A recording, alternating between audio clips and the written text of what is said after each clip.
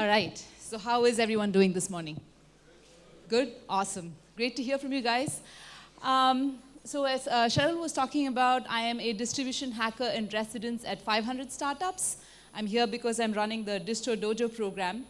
I've worked with a lot of, the last couple of years actually, with a lot of early stage and growth stage startups. So I've seen several companies being built from scratch to several hundreds of thousands users. And I've done that in several different ecosystems, India, Southeast Asia, and North America. Cheryl and I were catching up a week ago, and I was just talking to her about, that is not working. Okay. Okay, so I'll just anyway continue talking. So she and I, we were discussing catching up on our accelerator days, and I was telling her, because I've been working with the Dojo companies and other Southeast Asia-based startups, I was telling her, hey, here are some things that I think are different between Silicon Valley and Southeast Asia. This, by no means, is a comprehensive list. This is very much connected to the talk I'm going to talk about today. I'm only listing the points where I feel like entrepreneurs need to improve on when it comes to building their companies in Southeast Asia. The first thing that I see in Silicon Valley is, when it comes to data, entrepreneurs, startups that are entrepreneurs are both data phobic and they're also data hoarders. It's all like the techie, geeky people who want to hoard a lot of data, and then it's the other people who are scared of data and they don't want to collect data just because they don't know how to use it yet. And also because early stages, you rely a lot on your gut instinct. You think you know about your customers, so you don't really collect a lot of data. But in Southeast Asia, I see everybody is almost mostly data phobic, so not enough data is being collected, and I've seen this across all different stages. And I'll tell you why this is important. If you look at the next point, growth in North America. So let's say a company like Facebook, right? So when they started off, they did a lot of optimization. So most of the companies grow by optimizing first. What that means is they build a great user experience, and then they optimize on the channels to acquire customers. So their product, the market, and the entire company is optimized for growth in one market first before they expand to other markets. Whereas what I see in Southeast Asia is growth by expansion is happening first, which is not a bad thing because this is like a greenfield opportunity. You can grow by expansion as long as you're optimizing your expansion as well. But if you're data phobic, what's happening in bigger companies is you're not even optimizing your expansion properly. As the company grows bigger, you become functional silos. So marketing is a different team, product is a different team, design is a different team. But for growth to happen properly, the growth team needs to be cross-functional and sharing data. So it's better that you fix it as you start building your company, that you have growth as your true north, and you build cross-functional teams and share data between teams and grow that way. And the last thing is something very cultural. I've seen this very often in Silicon Valley is, you do something, you don't ask for permission, and then you go apologize if people complain about it. Whereas in Southeast Asia, I see that there's less hustle. So people are like wanting for permission and still concerned about like their brand name and reputation and so on. This I would definitely, if there's one thing I can tell startups is that you're just insignificant. Nobody knows you, nobody remembers you. You can send them a lot of emails, you can send them a lot of push notifications, you can annoy your users a little bit more than you think you can. All right, I will, reverse direction. Okay, so that's, and hence the talk about data-informed mindset today, because I feel like that's an important component that's missing in Southeast Asia ecosystem, that if you guys build startups that are, optimized for user experiences and optimized for acquisition, you have a really great chance of building, super huge, strong companies very fast. The thing is, this is like the ecosystem here is still very open for new companies to come in and do things. You just have to do it right. Okay, so how many of you here have a product already in place? And How many of you would consider yourself like an aspiring entrepreneur? Okay. So this is a very famous quote from Reid Hoffman, and this is actually very annoying to me, even though I'm not seeing it. Is there any way to fix this? Oh, they're working on it. Okay. He says, entrepreneurs jump off of a cliff and build a parachute as they're, on their way down. And you've probably seen this meme as well, like what you see as success, what people see as success is only the top of the iceberg. But what really happens is all of this work where there's so much of risk, so much of challenges, and it's very exhausting. And despite this, you guys are all raising your hands to want to be entrepreneurs. So either you're crazy or you're supremely motivated because you have a vision. You want to change the world. You want to make a big difference. You see the world differently. You know it can be better. Either that or you're doing it for a lot of money, whichever it is. On a side note, having built more than one company, I know that it's so freaking hard that if you do it for money, you won't be motivated for too long. It's just money is just not worth it. A corporate job is so much more cushy than this. If you want to do money or like invest, you can make a lot more money investing, like day trading or whatever.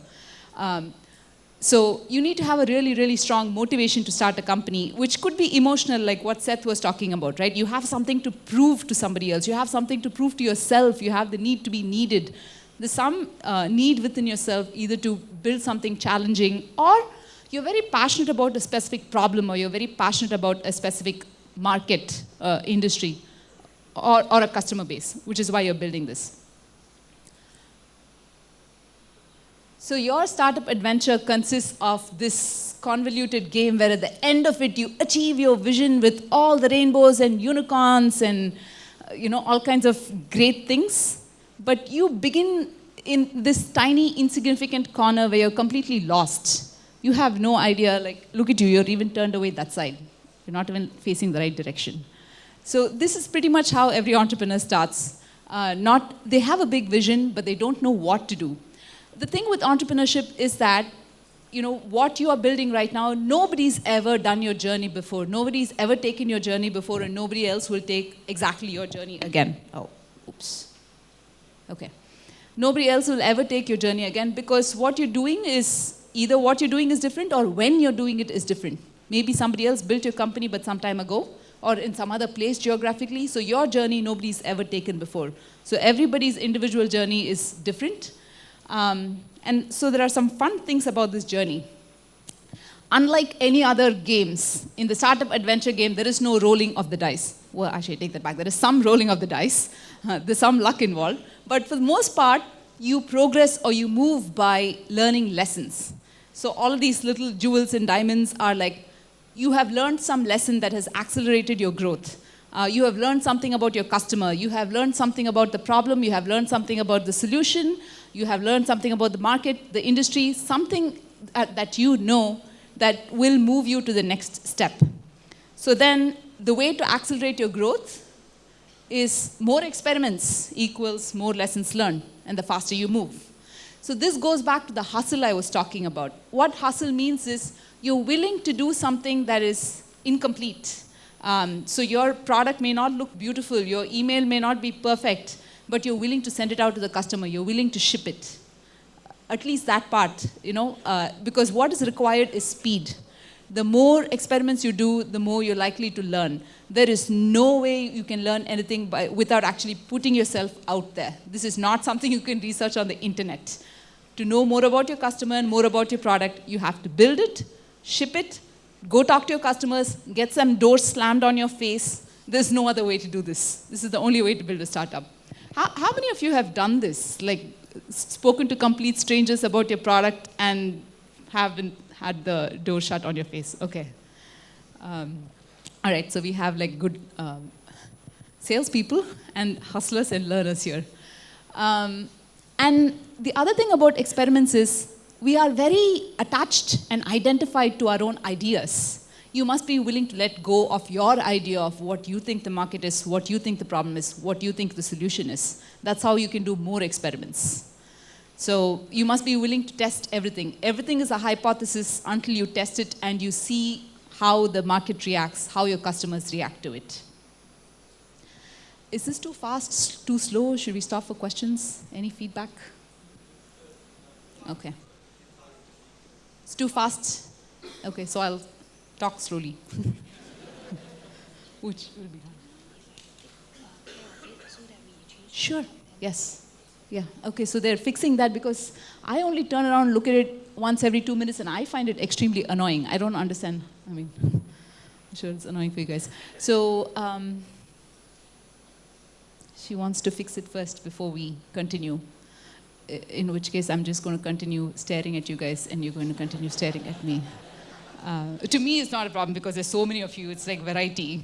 Like, how much can you look at me? So, by the way, spoiler alert, right? Like, so there are minions in these slide decks, and there's one Yoda. So look out for those. If I had only known this theme was Star Wars, I would have made everything as like, you know, the Stormtroopers and Yoda and Darth Vader and everything. I blame it on Han. Yes, blame everything on Han. He's very blamable.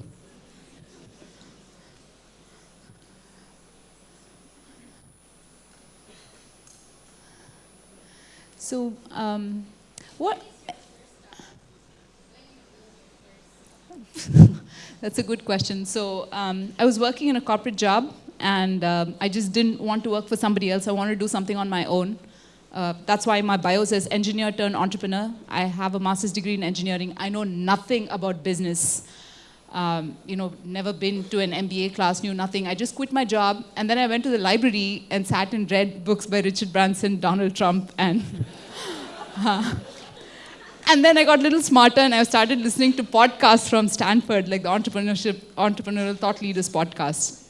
My very first startup was typical engineer. I found a very cool thing to build. It's like a multi-axis rapid prototyping system that I built a tool to rapid prototype. Extremely cool tool. Then I went out to sell it to B2B companies that were doing plastic moldings, and they all looked at it and they patted me on my head and said, there, little girl, this is cool, but nobody wants it. And even if they wanted it, they were like totally 10 companies that were in the market to want that. So I sold one tool for $5,000, and that was my entire year's worth of work. So that was my lesson number one, is like, don't build cool things just because they're cool. Build something because there's a market for it. Which is very important actually when we talk about product market fit. It's not a business, it's a product, it's a feature, unless somebody is willing to pay for it. And it's not a startup, a scalable startup, unless there's a large number of people willing to pay for it. So there needs to be a large number of people. Your market needs to be big enough, otherwise it's not a scalable startup. So that was my first company. And then I still didn't let go of the hardware nonsense. So I was still with hardware before hardware was still cool. I moved out to Silicon Valley because I was sitting in the middle of nowhere in Illinois, and I can stop talking about myself too and talk about something else as well. But like, this is a disease. I know people like to talk about themselves. Like, they like hearing their own voice, and I'm in the same category as well. So don't let me get carried away. But the reason I moved to Silicon Valley is I was building these silly companies, and like I absolutely had no network, no mentors, which brings me to the ecosystem thing, actually, and sharing in the ecosystem. So I'll make it a relevant point. I was in the middle of nowhere in Illinois building this company by myself. Everybody thought I was stupid to have quit a really good job and like tried to do something on my own. But I was listening to the podcasts from Stanford, and those were my inspiration. So I figured, like, why am I sitting in this small town? And as soon as I decided that, like, within the next week, I owned a house and everything there. I got rid of everything in the house.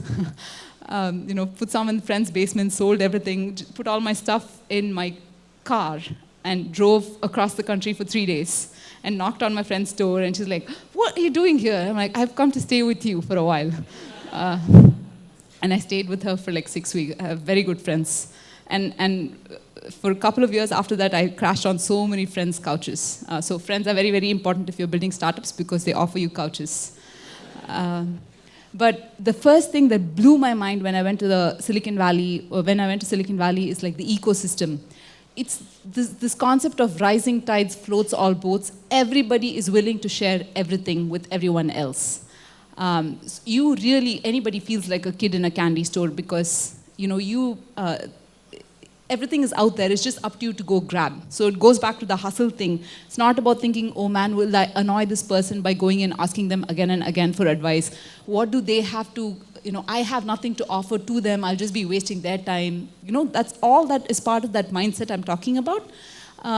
Just stop being yourself and just go do it. And you'll realize most people, what is the worst they're going to do? They're going to say, hey, I don't have time, I'm sorry, I can't talk to you, right? It's just a no, they're not going to kill you. So that was another big lesson learned. And the ecosystem itself, I've found that, my analogy is like this. You can be like a hype seed with high potential, but if I sow you in rocky soil versus if I sow you in fertile soil, that seed's going to sprout and grow much better. So the ecosystem matters so much more, which is why what Cheryl's doing here, oh, they fixed it, thank you. Which is why what Cheryl's doing here, what Magic is doing here is so, so important that, you guys create an ecosystem within yourselves. Wherever you are, you may not be in Cyberjaya, you may be an hour from here in the cooler places like KL, but, create your own little ecosystem there. It's very important because let's say you're building a mobile app for kids. Who are you going to talk to about like, hey, this is the sort of data I'm seeing. What sort of data are you seeing? It's, as I said, the mentality of rising tide floats all boats is so important. It's not about, oh no, if I tell this person, maybe they'll get better than me. It's not that way. It surprisingly doesn't work that way. The more you share, the more everybody grows together. So hustle and community, two big things I would definitely recommend for any startup ecosystem, and something that I'm highly recommending for Southeast Asia because it's young. The community here is young. But please incorporate this as one of your principles. All right, back to our game. We are playing a game here. I built this game, so I'm thrusting it on you. You have no choice. So back to this game. So the whole startup journey is a very, very challenging game. So you're starting somewhere, you want to end somewhere. The only way to move ahead is by learning more and more about what you're doing. And the only way to learn more is by doing more. And the only way to do more is just to be unbridled. Don't disqualify yourself. Don't put any limitations on yourself. So the more experiments you do. One thing, as I said, entrepreneurs have is like they place too much of importance and they're attached too much to their own ideas and assumptions. Please note that they're all assumptions. They're all hypotheses until it's proven out. You may be right, but over a period of time is when, it's just easier way to convince your co-founders and teammates that you're just not a dictator, autocratic dictator, that your intuitions are backed by data. Okay.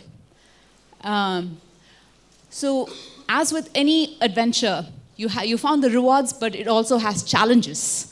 I was going to make the investors Darth Vader because I had a very hard time raising money. Cheryl and I was, we were trying to raise money at the same time. We had a very hard time raising money. So to me, investors are always like Darth Vader. But it was too late at night and I couldn't find the gift. So I made it a mountain. So anyway, you have all kinds of challenges, which includes things like how do you build your team? How do you hire people? The smaller your company, it's different. As it gets bigger and bigger, it's different. The challenges that you face are different. There is no point of time where you get comfortable.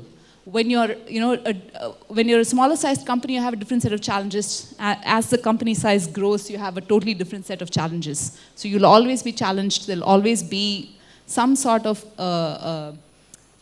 something to overcome. And then it's not just all bad news, but there's also like these good supporting characters. There are catalysts, there are people who help you. There are mentors and, oh, this works. Okay, there's your team, there's your community, and there's data. So this whole story is for you to know where data fits here. Okay, so I'm just trying out my storytelling skills. So this whole point is for you to know where data fits here. It's not like the most important thing, but it is one of the important things. To have as part of your startup. So the different things that helps you go from here to there are your mentors, motivation, community. There's a whole bunch of things that I didn't add, but one of them is data.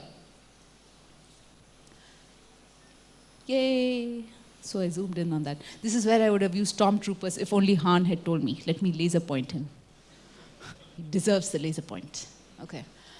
Okay, so data is one of those things that's important. Oh, I also have, I never do this, but I did this. So if anyone's tweeting, these are all the hashtags. So the startup adventure, oh, what? That slide didn't work. There was a picture of a stick figure of you. So the startup adventure, this whole talk is about the relationship between you and your data. Well, that was a dud slide. Okay, so data has a bunch of superpowers, right? Just like anything else in a game, every character has superpowers. So the biggest, most important superpower of data is it gives you an objective idea of your customers, of your industry, your market. It helps you understand something objectively. This is very important because, as I said, you're mired in your own assumptions. And especially when you bring a team on, you'll be fighting for, not fighting, but like instead of arguing one person's opinion versus the other, data is an extremely, extremely important way to look at something very objectively. So it gives you a lot of objective information about your customer, about your market, about your problem solution. It also helps you set goals, right? So once you know objectively where you are right now, it can't tell you where you want to go. That's your vision. That's your strategy. Where you want to go is your vision. But where you are right now, that is what data is telling you. You may say like, that's stupid. I know I'm in Cyberjaya, right? But like as your company gets bigger and bigger, it gives you more and more detailed information of, let's say, whatever latitude, longitude, and all the detailed information of exactly where you stand right now. That's what data does. So it helps you set goals, it helps you track progress. So just like milestones, when you're traveling from one place to another, you can see how far you've gone, how much farther you have to go because you have markings. I'm sure you've seen this in your own lives. If you don't set goals and if you don't track them, it just feels like I've just been living or I've just been doing this job. What have I accomplished? Right? So once in a while it is good to take a step back to see where you are. That's what data helps you do. It helps you understand the what questions and sometimes the why questions.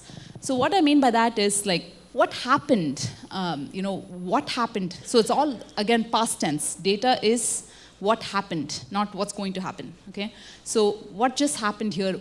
What happened to the customers? What happened to the product? What happened to the usage on this part? Those are the questions. Why they exactly did it is qualitative data, it's not quantitative data. So qualitative data is like you going and talking to your customers, stalking them, which a few of you stalkers, raise your hand, you're good at it. So you need to be stalking them and observing how they use the product. And you may think something is so super important and useful and like that's how people use it because it's very cool, but you'll see people completely skip that feature of yours. They find it annoying or they don't even notice it. You will not be able to see this until you go observe people. So there's a bunch of this qualitative data helps you sometimes understand the why. Definitely not the how. No data is going to explain to you how, right? How you're going to do something is what you're going to determine. Your strategy is going to determine, your vision is going to determine. All right, so the next keyword is metrics. So what is the difference between data and metrics? Data is just any number. Metrics is the number you choose as important. So whatever you choose is important, that something that matters is metrics. Just about any data that you're collecting in your database is data. So data just is, and metrics are chosen by you, which is important because choose wisely. Oh no, see another one. There was another set of minions here. You just have to imagine. So this is all the minions, and then the metrics were like chosen few minions who looked way cooler. Okay. And then next set of buzzwords. What's the difference between vanity metrics and actionable metrics? So vanity metrics is what you pitch to the press. Sometimes maybe pitch to investors who are not sophisticated. But vanity metrics doesn't help you get anywhere. It doesn't help you. Vanity metrics is like, I had so many thousands of people come visit my webpage and so many hundreds of thousands of people download my app. It's not actionable. What is actionable for you? What do you have as a lever The vanity metric is just an output of what you do. You do a certain set of things, whatever it is, you're working on marketing, you're working on product, you change some design. What happens because of that is your vanity metric. Because of that, you get the downloads, it's a result. You don't have any, it's an output of your actions. Whereas the actionable metrics, something happened.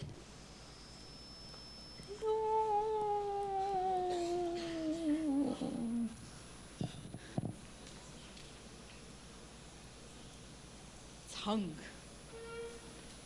It quit unexpectedly.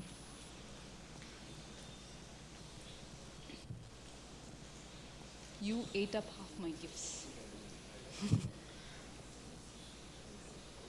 You're a gift stealer. Okay, so vanity metrics versus actionable metrics. Actionable metrics are what you should care about. It's what can you do to control the outcome.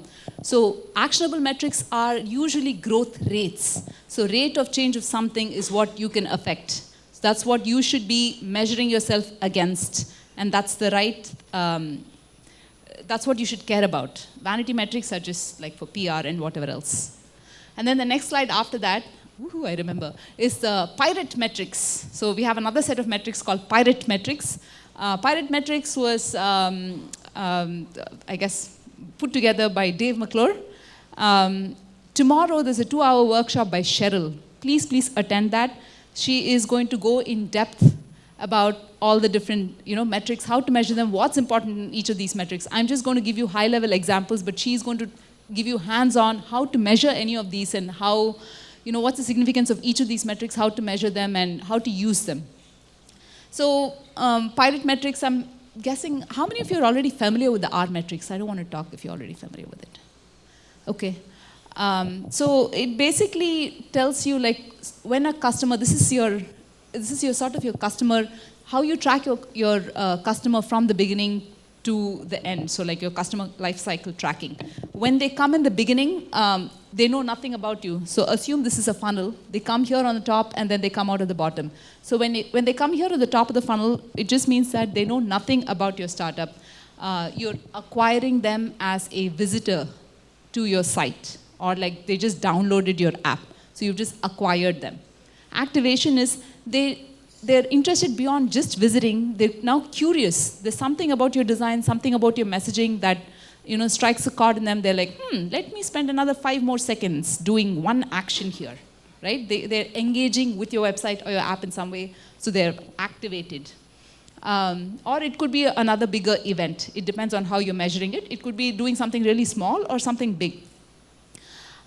This is actually for like SaaS freemium models, but if you think of e-commerce, activation would be like, hey, they added something to the cart, right? So they just not just visited your website or downloaded your app, but they browsed and then they added something to the cart. In e-commerce, your revenue comes immediately after that. Oh, come on. Okay. In e-commerce, your revenue comes immediately after that because that's the very first and most important action they will do. Whereas in SaaS, what would happen is, assuming this is some sort of a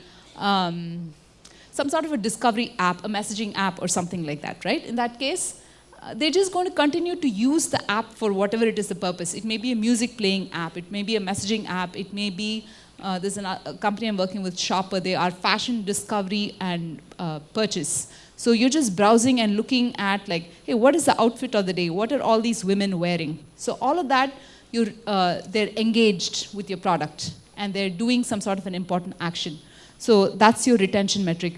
Remember this word is very, very, very important, retention, retention, retention. So engagement means that people in general have very little attention span. They don't care about you. They don't know you. They don't know you. They don't know your product. You've not given them enough of a reason for them to know you, remember you, for you to occupy any mental space.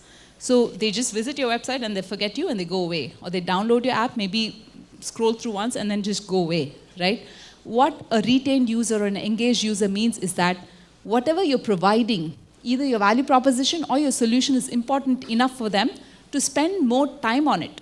On a daily basis, they have so many other priorities. They could be, hanging out with their friends or hanging out with their kids or just watching some movie. Why should they spend time on you and your app? Have you made it compelling enough for them to do that? That is retention. That is engagement. Activation, retention together would be engagement, basically. So you have provided something of value to them that they want to use you again and again. Referrals is, they love you so much that they go tell their friends about you. They either, it's a cost to them to actually go put it on Facebook or send it to a friend or put an email ID in there. So as customers go from, as users go from the top of the funnel to the bottom of the funnel, they become more and more valuable. People here are just investigators. By the time they come here, they are like advocates and evangelists. So when I say optimization, you want to improve your product and your marketing and your messaging well enough that more and more people who come through here go all the way down the funnel. That is what I mean by optimization of your product and optimization of marketing. Is it getting boring? Should we watch Minions again? Should I play a Minion clip? Somebody's sleeping. Should I laser point him? No? Okay. Okay. I worked with lasers, by the way, so I know these are not deadly. Okay. So when you hear conversion rates, what that means is how many people, so if 100 people visited your website, how many people ended up buying something from you or coming back again and again. Usually an e-commerce conversion rate, a good e-commerce conversion rate in the US is 3%. So if 100 people come to your website, 3 of them end up buying something from you. So whatever you hear from me here onwards, even when I spoke about actionable metrics, when I was talking about conversion rates, I was talking about how many of the people are you sending through a funnel. The funnel is like, it's wide at the top and narrow at the bottom, right? By default, it filters out people. It doesn't let everybody go through.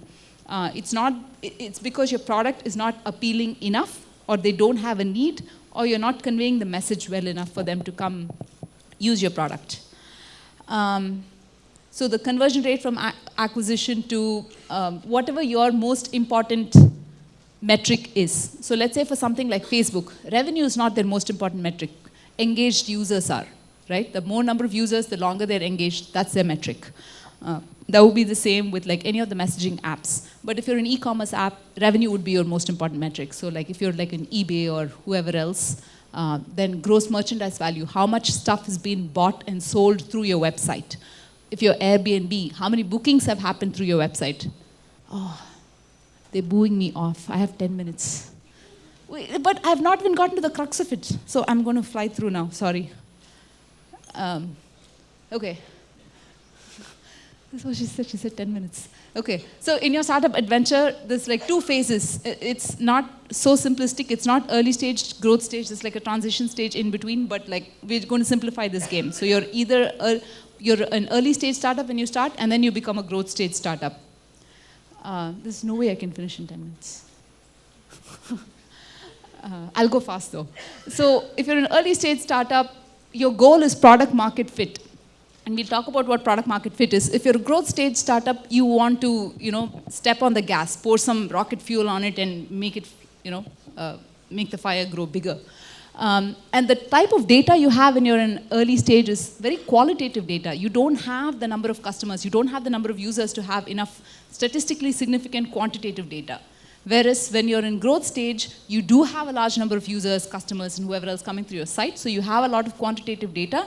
And you need to have the discipline to go find more qualitative data, because just quantitative is not good enough. As I said, that's what Pinterest does. Even though they're huge, they look at all their numbers and still they go, there are teams that actually go stalk users, watch them, watch over their shoulders as they're using Pinterest. So it's good to be creepy. And your metric, depending on what your stage is, you always have only one metric that matters to you. Don't, just because you're collecting all this data, the data, what was I talking about? Not phobia, what was the other one? Hoarders, the data hoarders. They have so much data that they want to look at everything because they're like typical engineers or numbers people. But it's best to always have only one metric that matters to you, and it depends on your stage and your industry. So usually when you're in an early stage, you're focused on engagement. You want to make your product better, your value proposition better.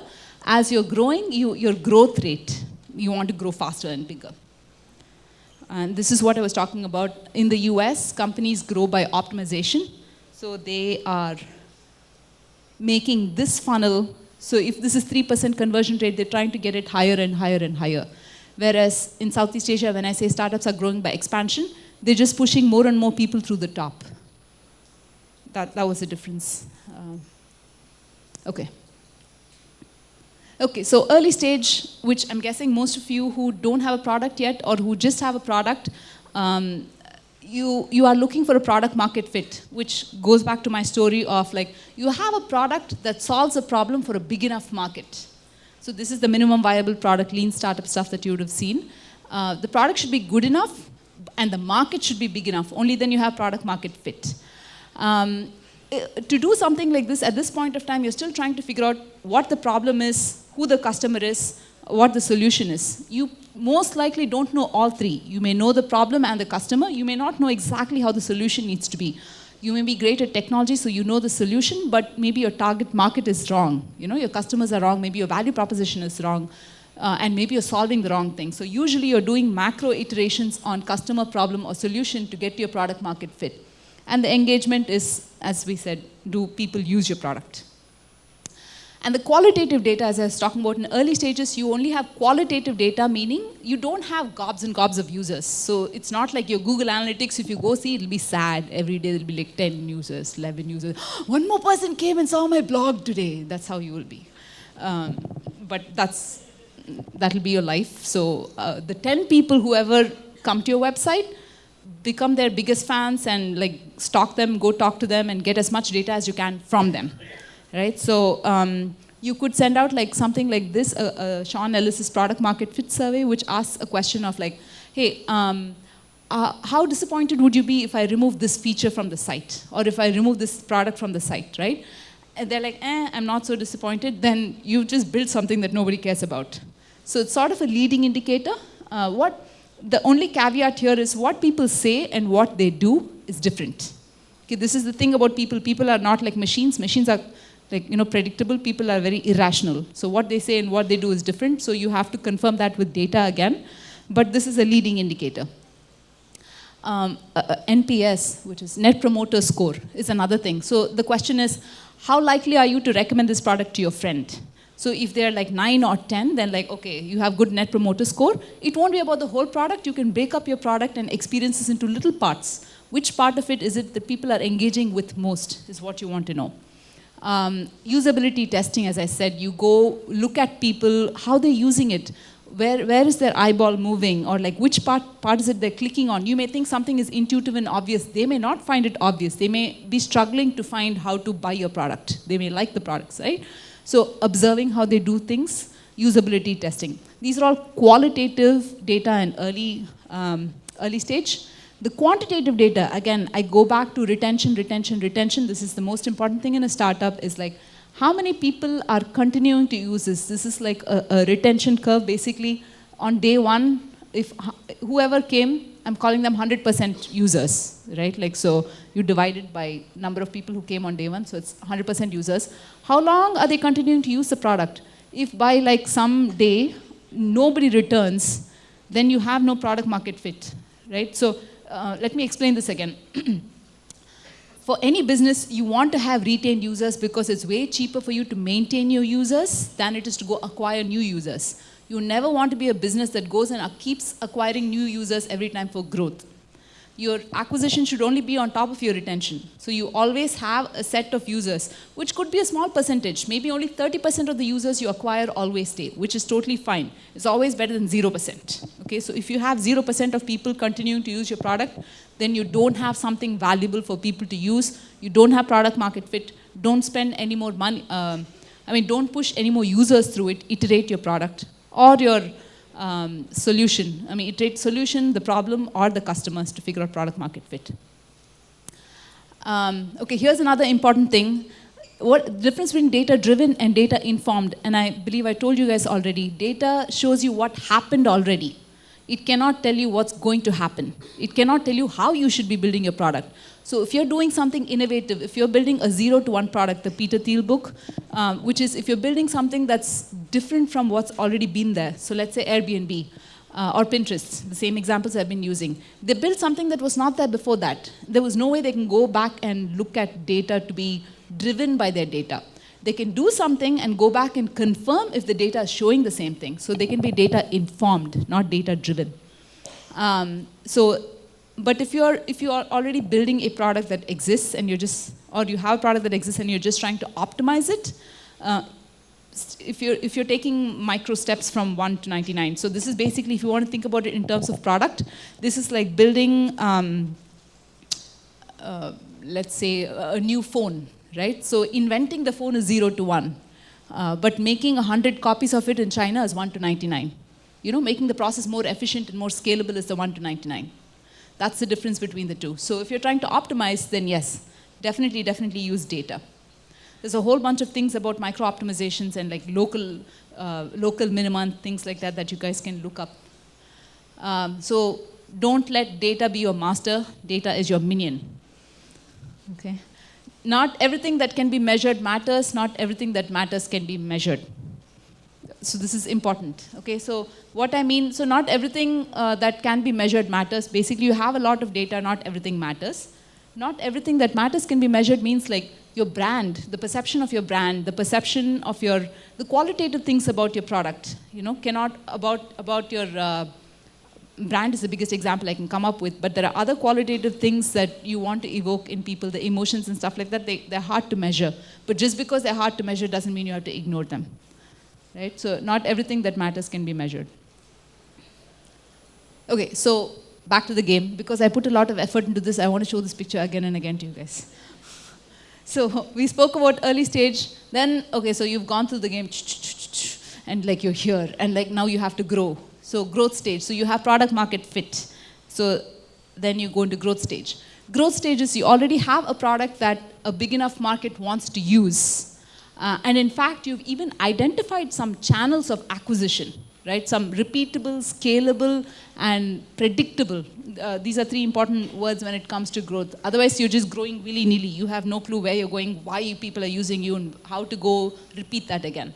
And the bottom line metric, the most important thing is like your growth rate. That's your true north. And you will do both micro and macro iterations. What I mean by that is, people get caught up in like adjusting the color of the button and like small changes, but you can never innovate with something like that. So testing your base assumptions again, taking some risks and making some macro changes should happen if you want to stay ahead of the curve. And then, yeah, you basically step on the gas for acquisition at this point of time. So here are some examples. So this is Airbnb's growth curve. So they started way back here, and like nobody was using it, nobody was using it. And then one point of time, they said they went to New York. They realized, okay, all of these pictures on Airbnb are like people taking photos in their camera and uploading. It looks like Craigslist. It doesn't look any better. So it's not a good user experience, which is why people are not coming. So they went and hired photographers. And because of that, just in New York, their revenue went up by 3 times. So they're like, oh, this sounds awesome. So even though it's a loss leader, they replicated that in every city. Anytime you see a growth curve like this, it's not one silver bullet, okay? There's always a whole bunch of things they did, but I'm just pointing to one thing. Growth is never a silver bullet, so you need to keep experimenting with new things. This was one of the experiments they did that worked. And to bring it back to the data point, data, again, when you're at this stage, you have all these different channels of acquisition that are working for you. And data tells you which channel is working better than which channel. It doesn't matter which stage of a startup you're in, you're always going to be resource constrained. It's not like you can throw 100 bodies at it. They're giving me evil looks. And she is like waving that wrap up at me quite a bit, but I shall persevere. I will. It's the thing, do it and then apologize for it later. Right? So this helps you prioritize, this helps you focus. Again, it doesn't matter what size the company you are, you need to know where to focus your resources on, and data tells you what's working. So you can focus on that, or if you want to, you can focus on what's not working, which is not smart, but yeah, it tells you what, you make the choice, but it gives you the data. Airbnb's referral tracking, again, they're getting a whole bunch of customers through referrals. It's breaking it down by different social media channels or like even email, different channels where their referrals are coming from.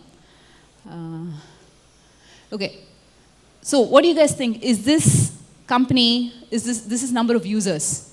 Is this growing? Is this a good growth rate, good growth curve? Yes? How many of you yes? How many of you know? How many of you don't want to make a decision and look bad? Oh, so not entrepreneurial. Okay. It is not because of this reason. So that was Vidi and SocialCam, if you guys remember that. So what happened was every time somebody clicked on a video, it immediately showed it on their Facebook stream and said, oh, your friend watched this video. If you want to watch it too, then click on it. Right? And it made them register to their website. So they were growing top-line users, but bottom line, they had no retention because they had crappy, not so great experience with their product. So people didn't want to stay. So once Facebook pulled the plug on their Facebook integration, pretty much their growth went down to zero because there's no retention. As I said, retention, retention, retention.